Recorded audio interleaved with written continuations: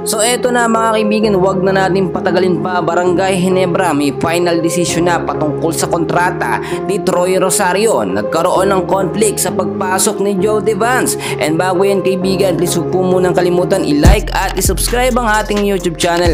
Then pahit na rin po ng notification bell. Maraming salamat po.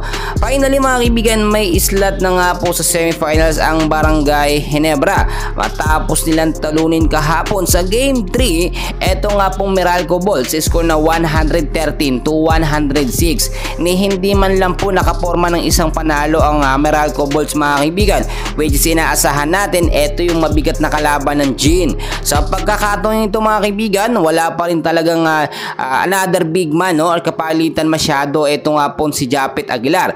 Kaya naman kung titignan po ninyo yung pagpili kay Jody Vance, no, ay hindi naman naging conflict sa ngayon. But so far, yan pa lang ay nasusubukan dito sa Meralco Bulls. Masusubukan kasi ang sistema ngayon ni Coach Tim kasama si Devance, no, sa mga susunod po na kupunan na makakalaban ng Barangay Ginebra. About naman po dito nga po sa ating inaabangan na pipirma sa Barangay Ginebra na si Troy Rosario. As of now, may nakaready pong kontrata para kay Troy Rosario mga kaibigan. Ay na rin po yan sa ating mga nakuhang updates at hinihintay na lang din po ang final decision nito nga pong si Come patungkol po dito. Kung matatandaan po ninyo, nagkaroon kasi ng conflict sa pagpasok nga po at bigla ang pagpirma ng kontrata ni Jody Vance dito nga po sa Barangay Ginebra. So hindi naman pwedeng pagsasabayin yan mga kaibigan.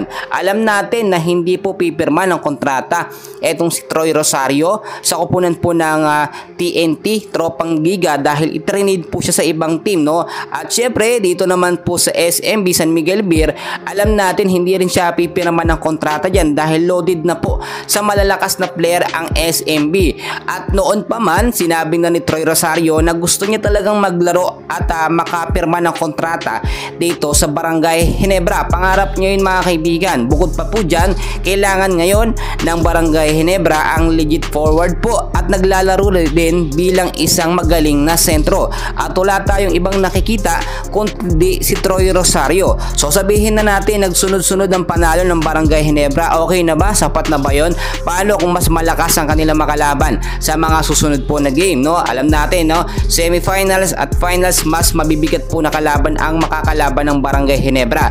So in the future, kinakailangan pa rin ang appearance at magandang performance nga po nitong si Troy Rosario at hindi etong si Jody Vance mga kaibigan. Ayon sa update, eto pong si Jody Vance ay maglalaro lamang or may kontrata lamang dito sa Gin ng isang season. Eto naman po si Troy Rosario ay may kontrata nang nakaabang at magiging effective lamang, no, eto nga pag kontrata niya o yung kontrata niya sa next season pa po. So inaasahan natin na posibleng next season pa makapaglaro etong si Troy Rosario bilang free agent. So aabangan natin yan dahil alam ko ikaw kaibigan bilang fans po ng Barangay Ginebra ay gustong gusto mo na makapasok na at makapaglaro na si Troy Rosario. Pero maghintay lang tayo mga kaibigan hanggat walang official na pinipirmahan si Troy Rosario na kupunan dito sa PBA ay matik po sa Barangay Ginebra ang number 1 spot niya para pumirma ng kontrata. So yan lamang ating update and please huwag kalimutan i-like at i-subscribe ang ating YouTube channel. Maraming salamat po.